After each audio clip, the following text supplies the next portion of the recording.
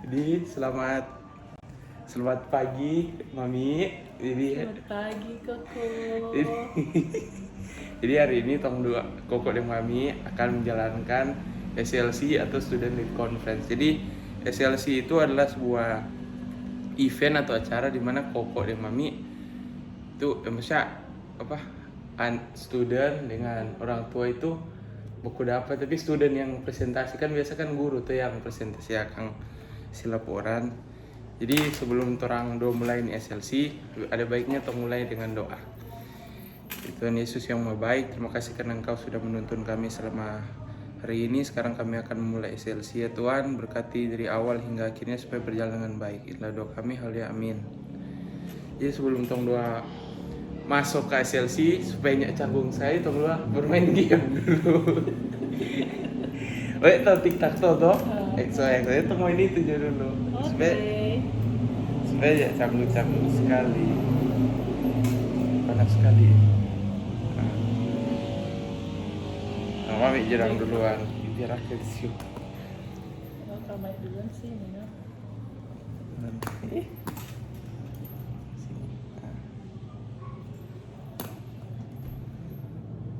Kalau misalnya kita kalah tak urut pemain, kalau Mami yang kalah Mami beli pizza ya. Selalu kok makan. Iya, no.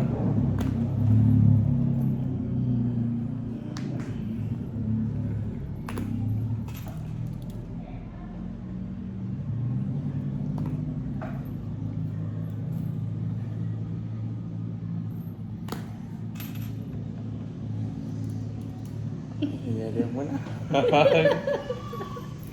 Iya ulang.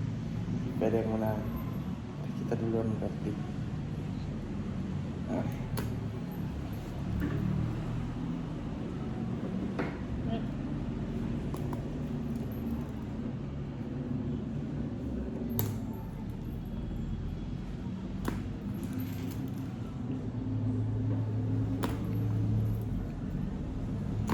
Ini ada yang menang. Sama kuat. Sama kuat. Nggak ada yang mau menyala. Lupa urut.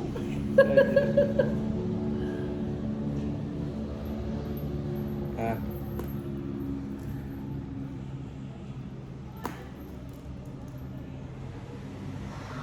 Dia ambil gaya lagi.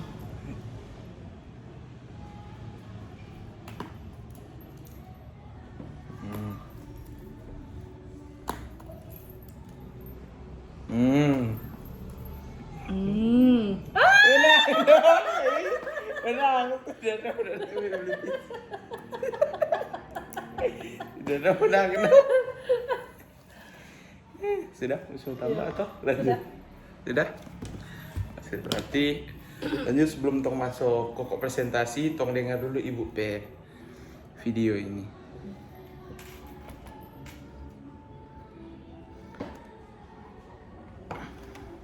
Silakan.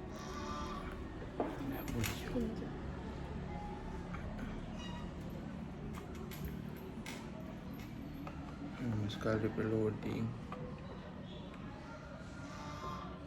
Ada itu ya. Pakai wifi. Iya.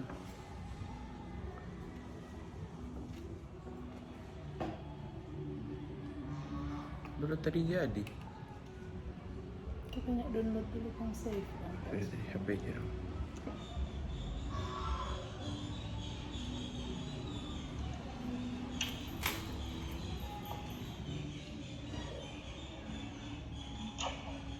Oke, ya. Jadi, ya sekali lagi Bu Dita akan menjelaskan ekspektasi dari SLC pada hari ini. Nah, kalau misalkan ketika Bapak Ibu yang sudah bersama-sama dengan kami dari SMP, mungkin berarti ini tahun kelima ya Bapak Ibu sudah mendengarkan SLC dari anak-anak. Mungkin kalau onsite, Bapak Ibu bisa melihat hasil-hasil anak di sekolah, di kelas mereka, dan bagaimana menjelaskan mereka dengan portfolio mereka yang buku secara tebal kepada Bapak Ibu. Nah, kalau saat ini, 2 tahun ini, kita sudah melaksanakannya secara online. Portfolio yang buku itu, yang dalam hard copy, sudah digantikan menjadi soft copy. Ya, ada poin positifnya dan negatifnya ya Bapak Ibu. Tapi kita akan merayakan bersama-sama SLC pada tahun ini. Student Lead Conference. bagaimana kita akan membiarkan student on their learning.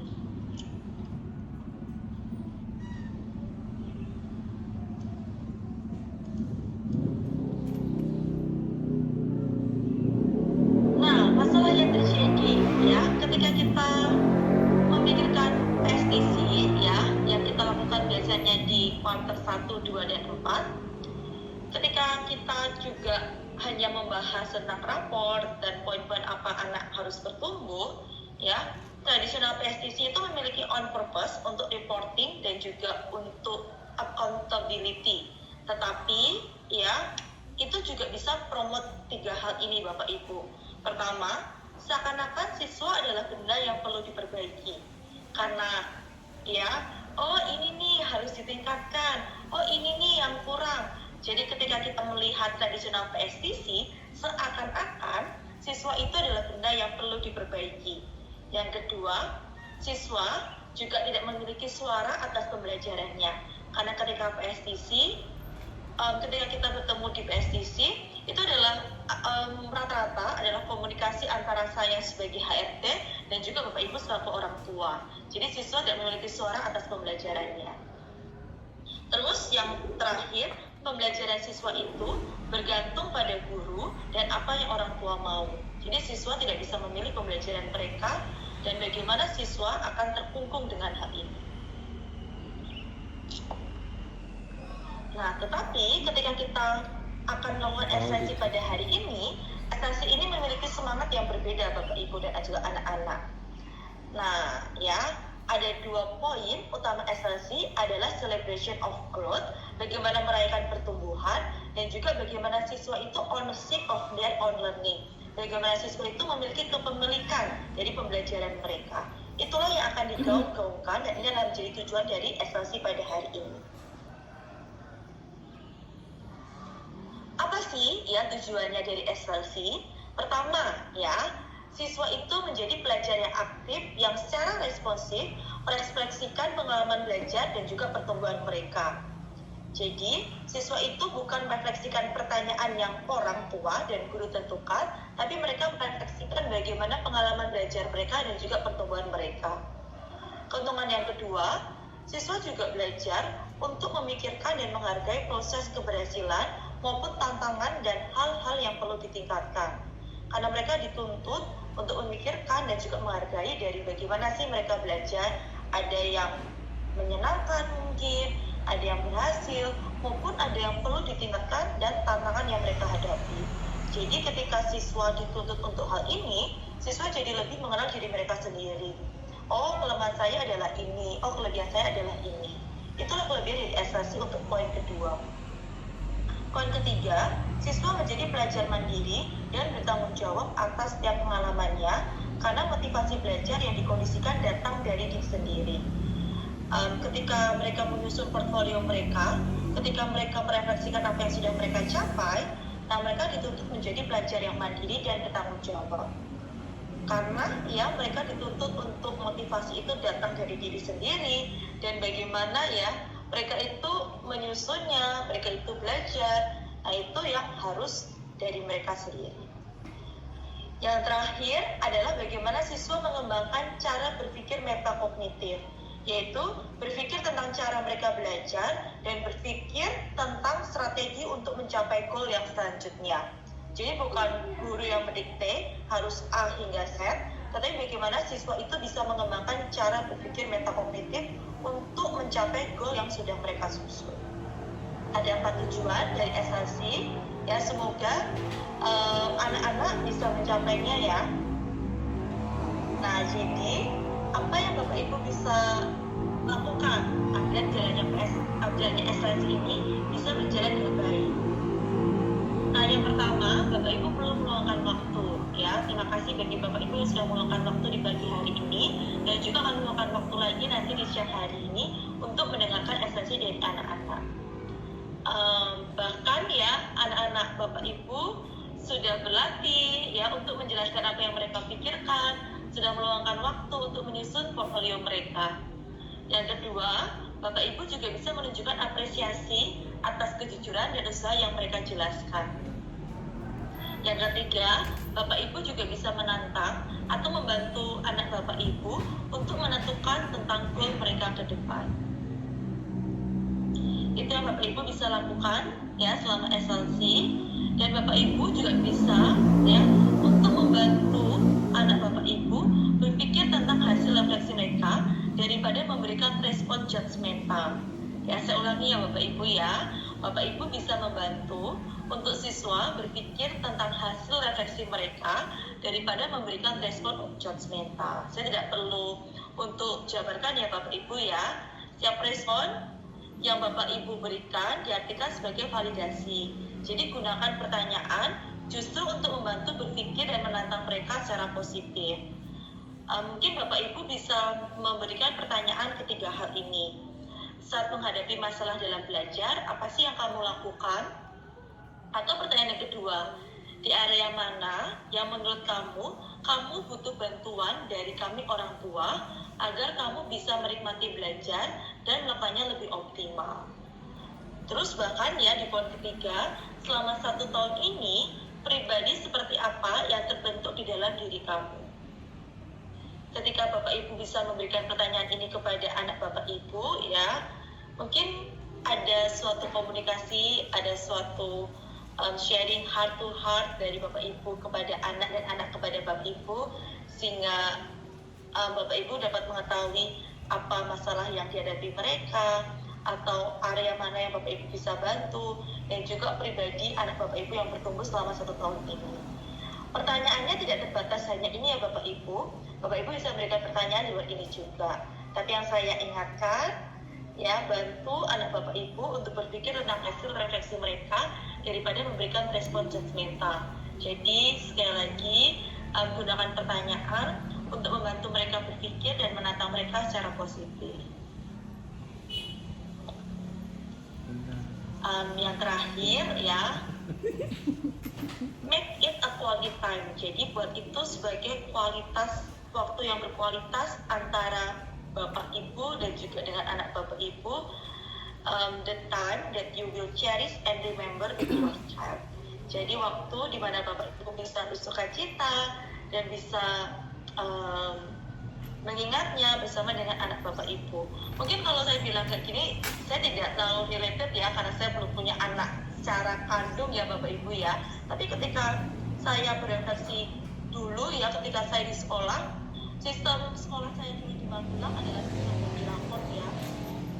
Bagaimana orang tua didatangkan ke sekolah, dan bagaimana saya ingat sekali rapot itu dibagikan dari absen pertama hingga absen terakhir ya. Jadi kalau misalkan saya di absen terakhir, atau bukan terakhir lah Bapak Ibu ya, kayak semiris itu ya saya ya, nggak tengah-tengah ataupun mungkin 10 besar ke atas, mama saya sudah pasti kayak gini, lama banget nih raport kakak, pasti kakak rankingnya 10 ke atas nih ya. Dan ketika sudah dibagi raport ya, pasti klise banget nih kalau guru-guru zaman dulu.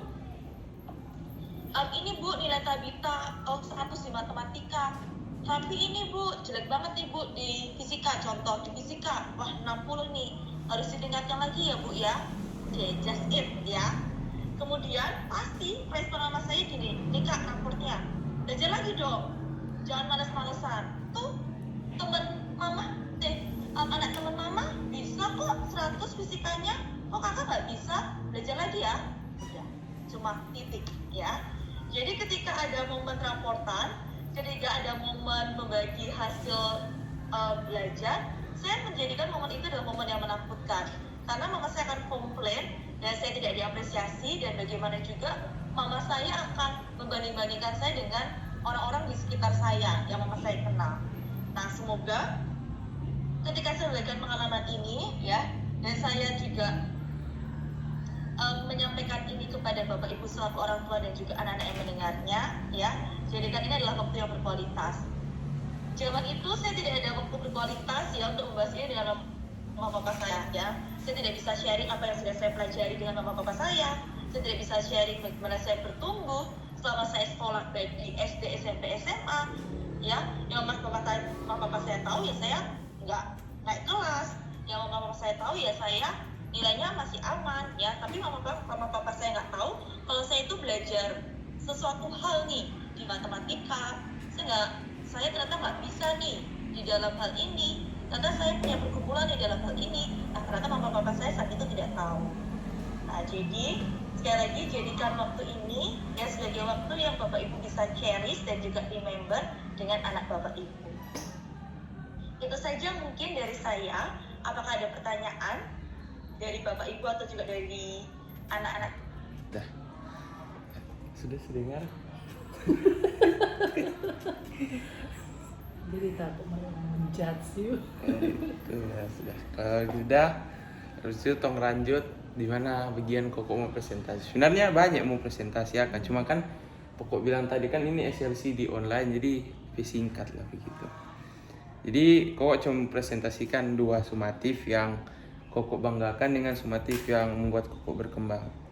Jadi sumatif yang Koko banggakan itu adalah sumatif kimia. Koko bangga dengan sumatif ini karena di sumatif ini Koko memang betul-betul belajar.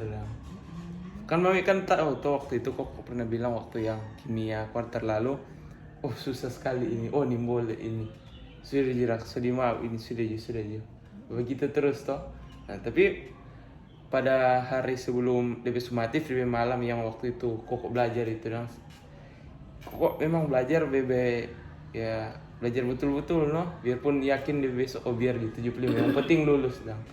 Begitu coba bilang kok pemami mau lulus 75 gitu.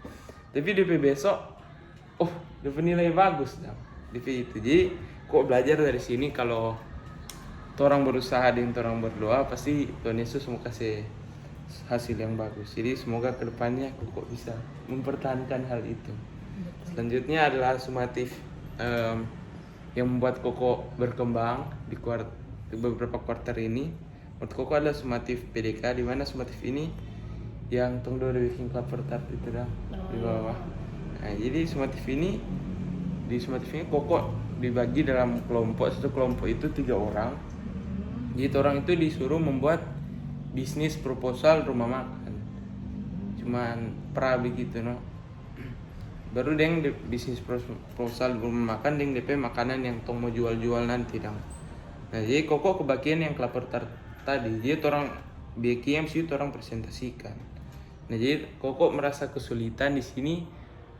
Sebenarnya bukan Koko MBK sih itu kelapa tart habis. Jadi kan DP cari kelapa kan lumayan susah toh. Jadi itu nomor Koko DP kesulitan. Jadi karena kan tong di tengah pandemi begini. Jadi Koko belajar dari sumatif ini ke depannya supaya mesti persiapkan dari jauh-jauh hari dan DP bahan-bahan, DP apa bilang dari jauh-jauh hari supaya mepet-mepet tepat-tepat. Nah, itu no. Mami ada pertanyaan? Yep. Apa? Menurut Koko, Mami apresiasikan Koko capaian sampai saat ini, yang Mami lihat Koko perkembangan sampai saat ini. Mami lihat biarpun orang tua sibuk toh ndak bisa jaga sama yang dulunya, bisa awasi dong Koko sekolah. Kalau di sekolah ya oke, ada guru yang boleh mengawasi. Kalau di rumah kadang karena kesibukan orang tua ndak awasi, cuman cek begitu Pak Koko. Mami pikir lain kali Koko cuma main game toh, cuman tidur, Kokonya akan capai hasil yang maksimal. Tapi lihat dari kimia juga Koko udah bilang lalu ini susah. Tapi Mami bangga, biarpun itu susah, Koko merasa tertantang, ada tanggung jawab. Biarpun nyanda bisa, tapi karena ada kemauan, ada kerja keras, di samping biarpun ada kemauan dan kerja keras, tapi kalau Koko nyanda mau berdoa, nyanda diimbangi dengan berserah pada Tuhan, semuanya itu akan sia-sia. Mami bangga sekali itu for Koko. Mami rasa Koko harus lebih tingkatkan apapun itu, hal-hal sesulit apapun. Kalau Koko mau, Koko ada niat dan Koko mau berusaha dan terus berdoa minta pertolongan Tuhan, pasti Koko akan berhasil. So, Ya, betul. terus yang menurut Koko selain kimia apa yang Susah. yang susah? apa yang bikin merasa susah Koko mau belajar. Terus kalau Koko rasa susah mau belajar, Koko apa bertanya, selama ini Mami ya pernah lihat Koko mau bertanya orang tua, paling cuma bertanya begitu, habis itu ya oh iya, habis itu Koko lebih baikkan sendiri. Apa Koko belajar dengar dari teman, tanya guru, atau belajar sendiri dari YouTube sampai Koko boleh mau berhasil itu? Kalau sekarang sih ya kira-kira ini kebanyakan belajar sama-sama dengan teman. Soalnya menurut Koko lebih mengerti kan. Kalau yang teman. Kalau belajar sendiri lebih pusing gitu, punya mengerti. Ini kan kalau mau tanya podong Mami, kalau Papi kan bisa bilang nggak terlalu jago lah kalau IPA, lebih ke matematika begitu. Kalau Mami susah tuh bahasa Inggris ya. Ya sudah itu nah, cuma sudah siapa pertanyaan sumbat aja. Nah, kalau gitu kok tanya, cuma gampang. Menurut Mami, kok berkembang apa ini selama corona ini belakangan online? Kok perkembangan? Itu seperti Mami bilang tadi. iya. Mami lihat Koko itu santai sekali mau belajar. Kadang Mami lain kali geram dengan Koko. Ada belajar atau bermain? Ada belajar atau tidur? Toh?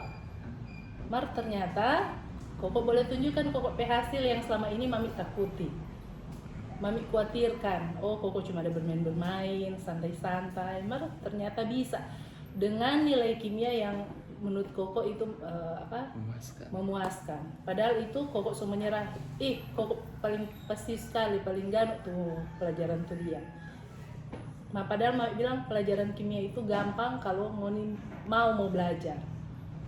Toh, Mami lihat Koko berkembang. Satu lagi, Koko punya komitmen. Dulu Koko badan besar. Toh, sekarang Koko seboleh itu. Koko tiap hari Mami lihat ada komitmen, ambil waktu untuk olahraga.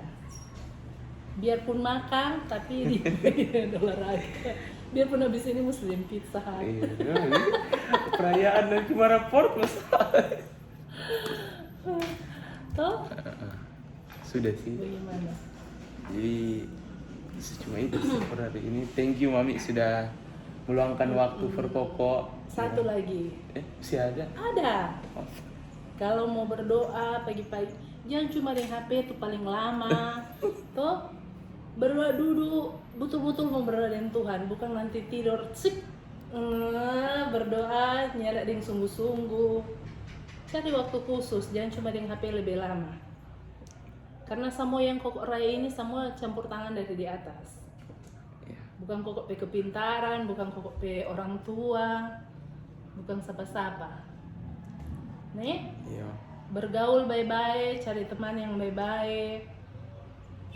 Dari sekarang, bukan nanti dari sebelumnya, bukan nanti di saat ada masalah, ada pergumulan baru mau menghadap Tuhan.